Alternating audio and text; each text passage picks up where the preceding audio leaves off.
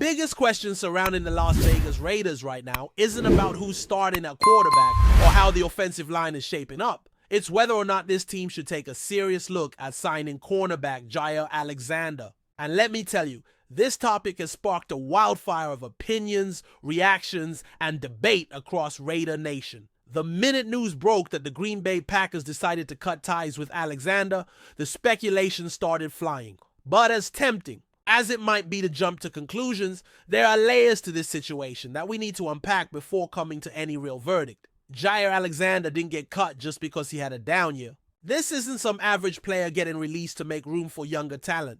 This is a guy who was once considered one of the elite cornerbacks in the entire league. We're talking about a two-time All-Pro selection, a playmaker who's shown the ability to shut down top-tier receivers when he's at his best. So, when a team like Green Bay, a team that's actively competing in a wide-open NFC North and could use all the defensive help it can get, decides to release someone of Alexander's caliber, you've got to stop and ask yourself, what's really going on? Financially, the move made sense for Green Bay. Releasing Alexander cleared over $17 million in cap space. His base salary was set to be over $16 million, and with a history of injuries and off-the-field issues creeping into the narrative, the Packers clearly felt that saving that money was more valuable than holding on to a player with that much baggage. You could argue that was a harsh decision for someone as talented as Alexander, but in today's NFL, talent isn't everything. Availability, character, and team fit all weigh heavily in these decisions, and the Packers clearly believed the risk outweighed the reward. Now, if you're a Raiders fan and you're sitting there thinking, well, hey, maybe that's our gain, you're not wrong. In the right system, with the right coaching staff, a motivated and healthy Jaire Alexander could absolutely transform a secondary. His 2022 season was proof of that. 16 games, 5 interceptions, 14 passes defended. Those aren't just solid numbers. Those are elite metrics. But here's the catch. That was 2022. Since then, injuries have piled up. He's missed a significant number of games over the past 4 years. We're not talking about a handful here and there. We're talking about 34 missed games over that span. That's an average of 8 missed games per season, which is half the year. When you start doing the math and thinking about investing $15 or $20 million per season into someone with that track record, the risk becomes crystal clear. And that's not even touching on the off-the-field concerns. There have been multiple reports suggesting Alexander has been a bit of a headache in the locker room. Stories about tension with coaches, refusing to speak to the media during team cleanouts, and a general vibe of him believing he's bigger than the team. If you're the Raiders, a franchise that's made a clear push to bring in team-first guys, high-character players, and locker room leaders, it's fair to question whether Jaire fits into that mold. Guys like Colton Miller and Jakobi Meyers have set the tone for what's expected from veterans. They've shown up to non-mandatory practices, made sacrifices for the team, and embraced the coaching philosophies being laid out by Pete Carroll. Bringing in someone who doesn't reflect that culture could cause more harm than good. But let's play devil's advocate here. Let's say Pete Carroll believes he can be the one to turn things around for Jaire. Let's say he thinks this is the moment to give the guy a clean slate.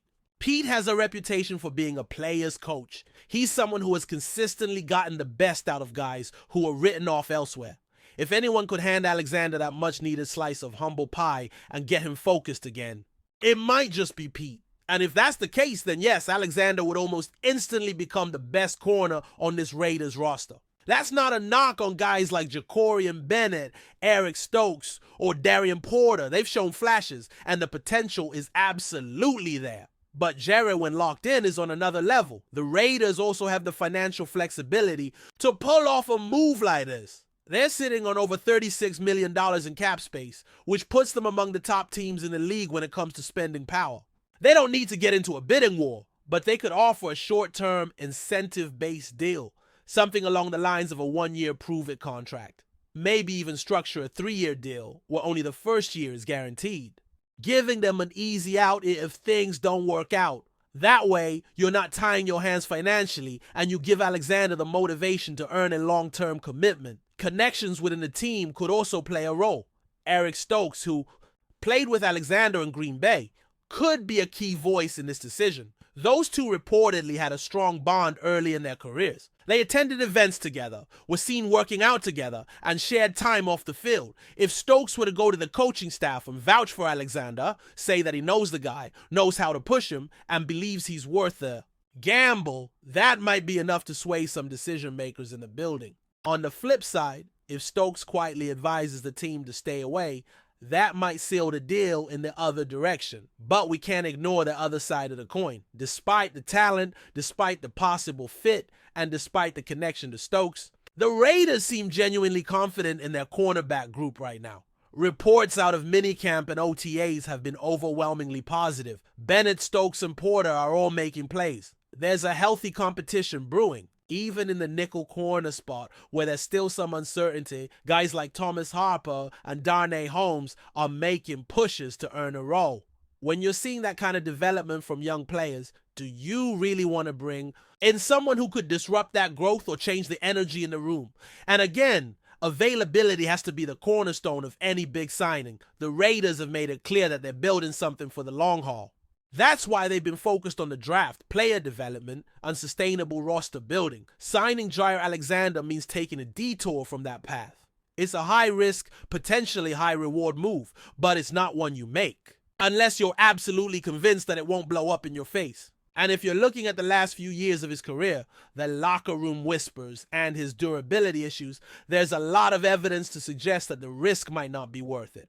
What complicates things even further is that Alexander's not just some under-the-radar free agent looking for another shot. He's a name. He's going to get attention. And from the reports we've seen, he already is. According to Yosina Anderson, there are at least 6 teams that have reached out or shown interest in signing him. That list reportedly includes the Rams, the Eagles, and the Vikings. 3 teams with legitimate playoff aspirations and serious needs at cornerback. Then you've got the Carolina Panthers and Atlanta Falcons, 2 teams that have been mentioned as sneaky contenders for his services, so the market is there. Jaire's going to have options. And some of those teams might be more willing than the Raiders to roll the dice. Still, it wouldn't be a bad move for the Raiders to at least pick up the phone. Give the guy a call. Do your due diligence. Ask the tough questions. Find out where his head is at. Because if you're in the business of winning games, you've always got to be looking for ways to improve. And if Jaire Alexander is serious about bouncing back and you believe in your locker room and coaching staff enough to keep him in check, then yeah, you consider it, you explore it. But pulling the trigger, that's a whole different story. At the end of the day, I think the Raiders are more likely to stay the course. They've already made moves that signal they're confident in the direction they're going. They're building a roster with tough, smart, dependable players. Guys who fit the mold that Pete Carroll and his staff want. And while the idea of bringing in a player with Alexander's upside might sound tempting, it doesn't feel like something this regime is eager to pursue. Not with the locker room culture they're trying to establish. Not with the consistency they're demanding from their players. And certainly not with everything else that's been said and done regarding Jaire over the past couple of seasons. Would I be upset if they signed him? Honestly, no. If Pete Carroll is confident in his ability to get the most out of Jaire Alexander, then who am I to doubt that? But based on everything we know, his injury history, his reputation, the cap hit, and the current depth at corner, I just don't see the Raiders pulling the trigger. I think they'll pass. Not because he's not talented, but because the risk might simply outweigh the reward. Before we continue, don't forget to subscribe to our channel and give this video a like. Your support helps us keep bringing you the latest updates on our Las Vegas Raiders. And don't be shy, drop your thoughts on the news in the comments below. A seismic tremor is reportedly rippling through the NFL landscape, with whispers growing louder that the Las Vegas Raiders are on the verge of a game-changing acquisition. The buzz centers around a potential deal to bring explosive running back Jay Dobbins to the silver and black. A move that, if it materializes, could redefine the team's offensive identity and ignite their ground attack. Sources close to the situation, speaking on condition of anonymity, suggest that negotiations are in an advanced stage, with both sides reportedly keen on making this partnership a reality. The tantalizing prospect of Dobbins in a Raiders uniform has already sent ripples of excitement through the fan base, eager for a significant boost to a rushing game that has shown flashes but often lacked consistent dynamism. Dobbins, renowned for his rare blend of power, agility, and breakaway speed, could be the missing ingredient the Raiders need to elevate their offense to elite status. His ability to hit holes decisively and accelerate through contact has made him a nightmare for opposing defenses throughout his career. Imagining him lining up alongside the Raiders' existing talent instantly conjures visions of a truly formidable backfield, capable of gashing defenses for big gains and controlling the tempo of games. The potential arrival of Dobbins would not just be an addition, it would be a transformation. It would allow the Raiders to diversify their play calling, opening up new possibilities for offensive coordinator Luke Getsy. His versatility as both a runner and a pass catcher would provide a multifaceted threat, making the Raiders' offense even more unpredictable and challenging to defend. Of course, until pen is put to paper, this remains in the realm of speculation. Yet the persistent whispers and the tantalizing fit between Dobbins' skill set and the Raiders' needs make this more than just a fleeting rumor. It feels like a genuine possibility, a burgeoning development that could soon electrify the NFL and reshape the fortunes of the Las Vegas Raiders. Keep your eyes peeled. This story could be breaking any moment. That's it for this update. If you enjoyed the video and want to stay updated with exclusive news about our Las Vegas Raiders, be sure to subscribe to our channel and hit that like button. We can't wait to hear your thoughts in the comments. See you in the next video.